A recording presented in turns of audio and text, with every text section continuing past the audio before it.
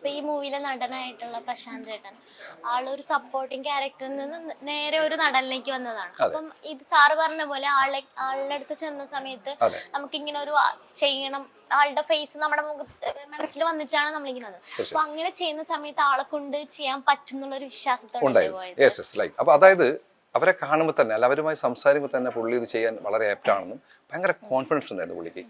ഇതെങ്ങനെ ചെയ്യണം ഇതിനു വേണ്ടി പുള്ളി എനിക്ക് തോന്നുന്നു 1-2 മാസം മുമ്പേ എന്നെ മാനസികമായിട്ട് തയ്യാറെടുത്തു. അതുകൊണ്ട് തന്നെ എല്ലാ സീനുകളും വളരെ കൃത്യമായിട്ട്, അത് സിനിമ കണ്ടിട്ട് നിങ്ങൾ വിലയിരുത്തേണ്ടതാണ് എങ്കിൽ കൂടി എൻ്റെ ഒരു അഭിപ്രായത്തിൽ അവർ നന്നായി ചെയ്തിട്ടുണ്ട്. നല്ല പെർഫോമൻസ് ആണ്.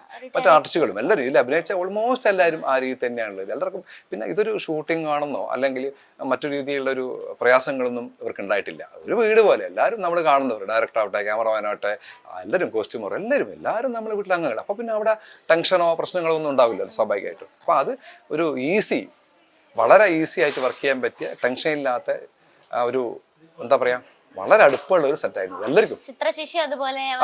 അതെ അവര് മലബാറിനെ ശരിക്കും പറഞ്ഞാല് മലബാറിന്റെ സ്ലേങ്ങും മാനറിസങ്ങളൊക്കെ ഉള്ള ഒരു ആർട്ടിസ്റ്റാണ് ഇവർ.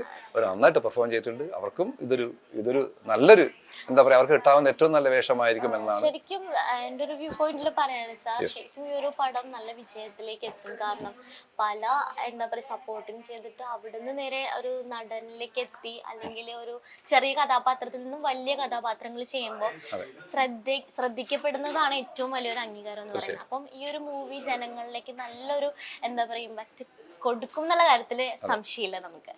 അപ്പോ ഈ ഒരു വിജയം എങ്ങനെ ശരിക്കും വിജയത്തിലേക്ക് എത്തും എന്നുള്ളൊരു എന്നാണ്. തീർച്ചയായിട്ടും ഇത് ഒരു 100% വിജയിക്കും. ഞാൻ നേരത്തെ പറഞ്ഞു ആരും ചീത്ത സിനിമ എടുക്കുന്നില്ല, എല്ലാ സിനിമയും വിജയിക്കും എന്നുള്ള മാനസികാവസ്ഥ എന്നാണ് സിനിമ ഉണ്ടാകുന്നത്.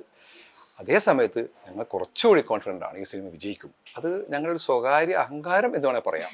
അങ്ങനെ മൊത്തത്തിൽ പറയുന്നില്ല. ഞങ്ങളുടെ ഒരു മനസ്സിൻ്റെ അല്ലെങ്കിൽ എന്താ പറയുക ഈ കഥയിലാവട്ടെ, കഥാപാത്രമാവട്ടെ, ഇതിൻ്റെ മ്യൂസിക്, പാട്ടുകൾ, ക്യാമറ എല്ലാം ഒരു മാനസികമായിട്ട് എനിക്ക് വളരെ തൃപ്തി തരുന്നൊരു സിനിമയായിരിക്കും വയസ്സെത്രയായി 30 എന്ന് പറയുന്ന സിനിമ. അതാണ് വേണ്ടത്. അതെ ഇതില് ശ്വാസം പിടിച്ചിരിക്കുന്ന അല്ലെങ്കിൽ ഞാൻ വലിയവൻ അങ്ങനെ ആരും ഇല്ലല്ലോ. എല്ലാവരും ഒരുപോലെ അവിടെ എല്ലാവർക്കും അതിൻ്റെ സ്ഥാനമുണ്ട്, എല്ലാം ഉണ്ട്. പക്ഷെ ചിലര് ഞാൻ ഒരുപാട് പടങ്ങൾ അസോസിയേറ്റ് ചെയ്യുന്നു, സ്വന്തമായിട്ട് 5-6 പടങ്ങളൊക്കെ ചെയ്തിട്ടുണ്ട്. എൻ്റെ അനുഭവത്തിൽ ഇപ്പൊ ഈ ചെറുപ്പക്കാരെ കൂടെ നിന്ന് വർക്ക് ചെയ്യുമ്പോഴല്ലോ നമുക്കൊരു ഊർജ്ജം ഉണ്ടാവുകയാണ്. മമ്മൂക്ക പറഞ്ഞ പോലെ അവർ ചെറുപ്പക്കാരെ കൂടെ ഇരിക്കും ഞാനും ചെറുപ്പാവുന്ന പുള്ളി അതൊക്കെ ഉണ്ടോ പറഞ്ഞിട്ടുണ്ട് എന്ന് പറഞ്ഞ പോലെ ഇവരെ എനിക്കറിയാവുന്ന പല കാര്യം അവർക്കറിയാം, അവർക്കറിയാത്ത ചില കാര്യങ്ങൾ എനിക്കും അറിയാം. ശരിക്കും ഇതൊരു ഉർവശി മാമിന്റെ ഒക്കെ കാലഘട്ടത്തിലുള്ള പടം പോലെ നമ്മുടെ നാട്ടുമ്പുറത്ത ഒരു പടം ആയിട്ടാണ് കാണുന്നത്. അപ്പം അങ്ങനെ ശരിക്കും കൊണ്ടുവരാൻ പറ്റിയിട്ടുണ്ടോ? പറ്റിയിട്ടുണ്ട് തീർച്ചയായിട്ടും. ഞാൻ ഉർവശിന്റെ കൂടെ എൻ്റെ ആദ്യത്തെ സിനിമ കോട്ടപ്പുറത്തെ കൂട്ടുകുടുംബം സിനിമ അദ്ദേഹം ചെയ്യുന്നത്. ആ സിനിമയിൽ ഉർവശി ആയിരുന്നു നായിക.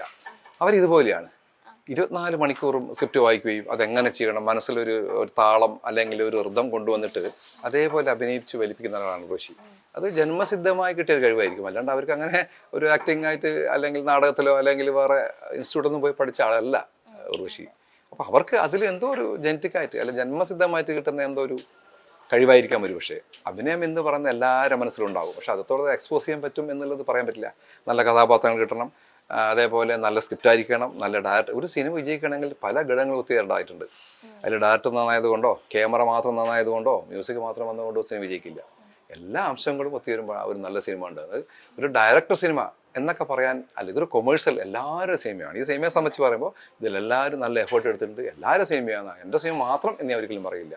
കാരണം എല്ലാവരും ഇതിൽ അധ്വാനിച്ചിട്ടുണ്ട്, വർക്ക് ചെയ്തിട്ടുണ്ട്. അപ്പം അങ്ങനെയല്ലേ പറയാൻ പറ്റൂ. ഇത് ഒരാളെ സിനിമ എന്ന് പറയണമെങ്കിൽ ഒരു വലിയ തരത്തിലുള്ള അവാർഡ് പടമൊക്കെ എടുക്കുന്ന ഡയറക്ടേഴ്സ് പറയാം എൻ്റെ സിനിമ.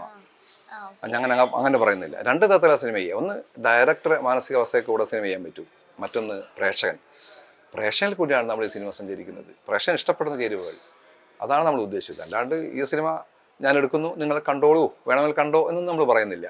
അപ്പോൾ പ്രേക്ഷകനെ മനസ്സിൽ കാണണം. ഒരു സിനിമ വിജയിപ്പിക്കാൻ 3 തരം സപ്പോർട്ട് വേണം. ഒന്ന് പ്രേക്ഷകൻ, രണ്ടാമത് മീഡിയ, മൂന്നാമത് തിയേറ്റർ. ഈ 3 ഘടകങ്ങളും വരുമ്പോഴേ ഒരു സിനിമ ഹിറ്റാവും. എത്രയോ നല്ല സിനിമകൾ ശ്രദ്ധിക്കപ്പെടാതെ പോയിട്ടുണ്ട്. മീഡിയ സപ്പോർട്ടില്ല, അല്ലെങ്കിൽ തിയേറ്റർ സപ്പോർട്ട് ചെയ്യില്ല, അല്ലെങ്കിൽ പ്രേക്ഷകൻ ഇഷ്ടപ്പെടില്ല. ഈ 3 പ്രേക്ഷകനും മീഡിയയും തിയേറ്റർ ഓണേഴ്സും സഹകരിച്ചാൽ മാത്രമേ ഈ കാലത്ത് ഒരു സിനിമ രക്ഷപ്പെടാൻ സാധ്യതയുള്ളൂ.